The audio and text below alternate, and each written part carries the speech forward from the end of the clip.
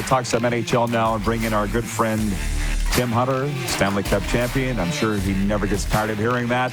Tim, welcome back to the RP show. And if you don't mind, I'm going to jump right to it. Our poll question, Tim, today is the NHL preseason too long? Let's start there. What would you vote? Well, you want to see these guys get an opportunity to get their game. And, I've used the old saying, you came to training camp to get in shape. Now you come to training camp in shape because there are so many games and you have to be ready to go.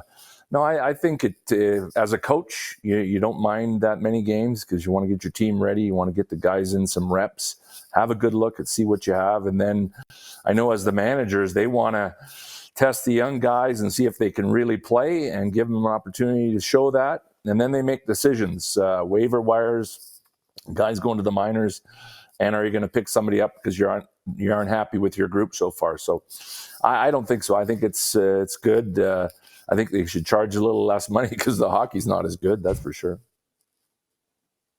Well, it's one thing that I'm $22 to go watch the Panthers and the Predators in a doubleheader here on Sunday. It was amazing. That's the one nice thing about living here. The hockey is cheap compared to where you live. Since you are in Calgary, we'll get to the Canucks in a second because you love your Canucks too. You're a alum of them. Let's start with the Flames preseason. They lost to Vancouver and Abbotsford last night in overtime. What are you seeing out of the Flames exhibition games? Well, Ryan Huska is a real smart coach. He's got them doing some new things, and he's using all his players. He's given everyone a chance. You can't say he didn't get a chance during the training camp here in Calgary because he's given lots of young guys a look.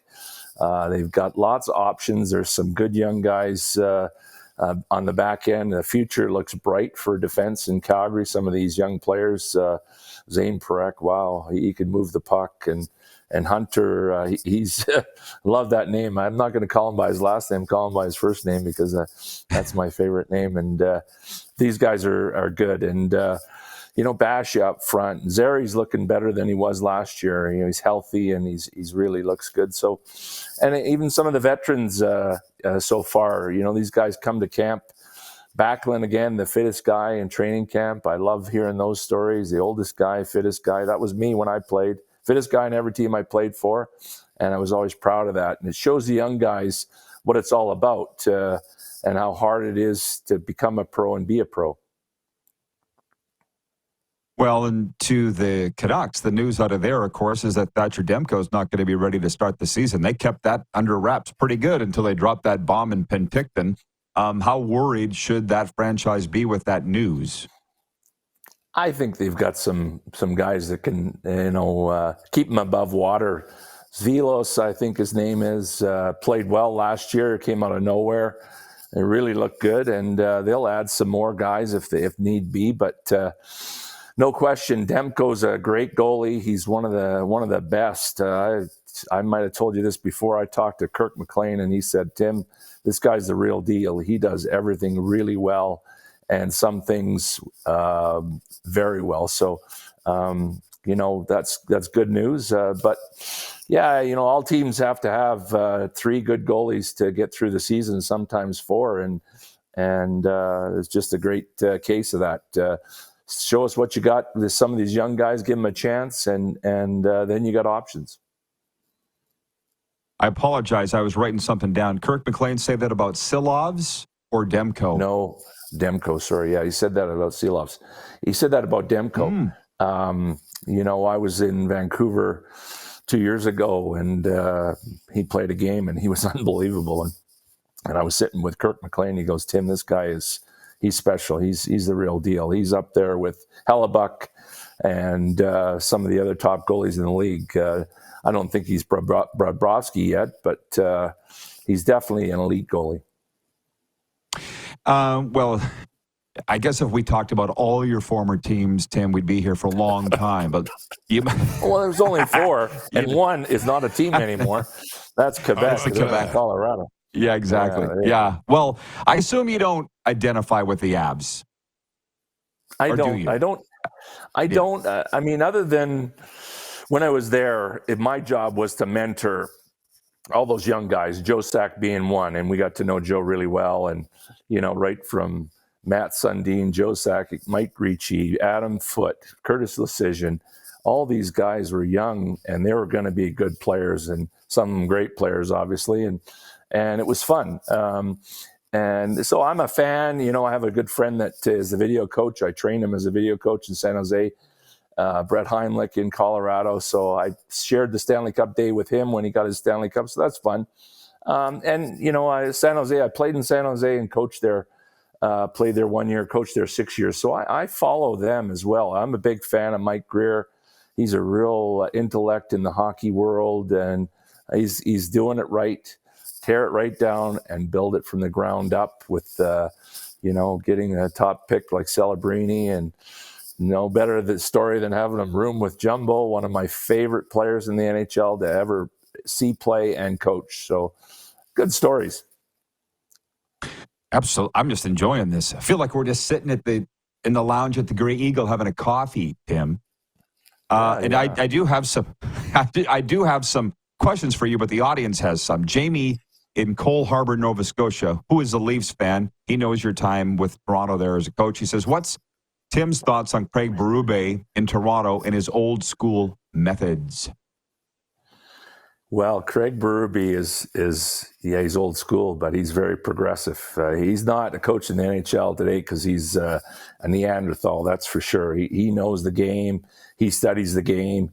He did a lot of homework on Toronto before he got the job, talked to a lot of people about the pros and cons of coaching there, and the pros and cons of the players and their pluses and minuses. And the number one thing with Toronto is you watch them play, they have no stamina to play hard for 60 minutes. They kind of peak and valley in games, so they're not really great shape.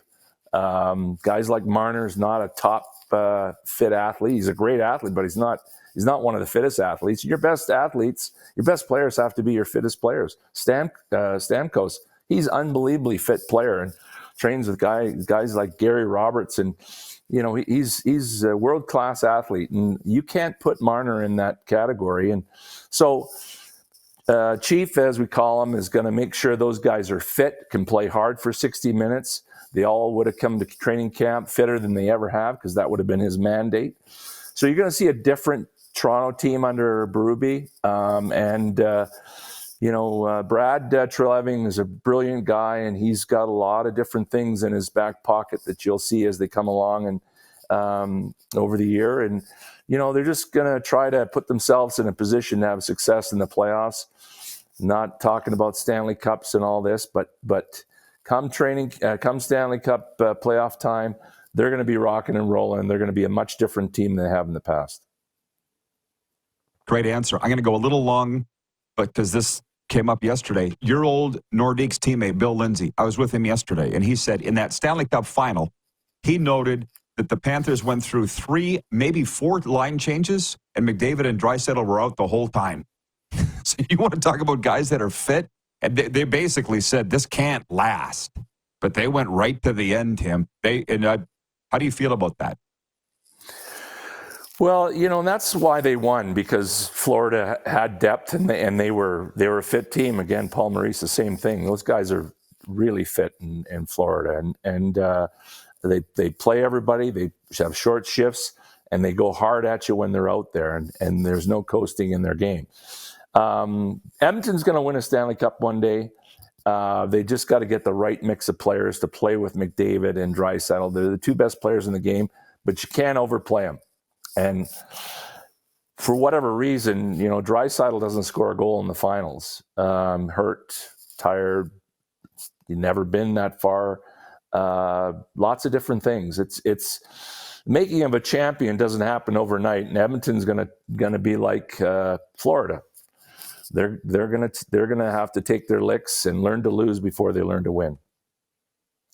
There you go. And actually, that's what Billy said. We find out now the injuries to Evander Kane and Draisaitl. He goes, Panthers weren't hurt at all in the playoffs last year, but the year before, that's what happened to them against Vegas in the Stanley Cup. So, Tim, always good chatting hockey with you. I appreciate it. Enjoy the hockey and look forward to next time. You bet, Rod. Thanks for having me on. Stanley Cup champion, Tim Hunter.